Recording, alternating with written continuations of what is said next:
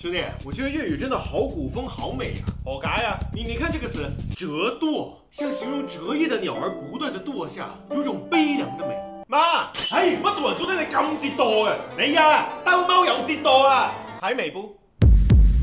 一定是我选的词儿不對哦，這個得閒，難得清閒，悠哉悠哉，這多古風啊！媽，乜你好得閒咩？咁得閒睇電視，咁得閒玩手機，幫手做家務啊！喺古風不？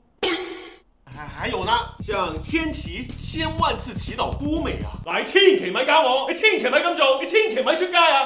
姿整，姿態整潔，有種古韻美。成日支支整整，讀書又唔見你咁叻。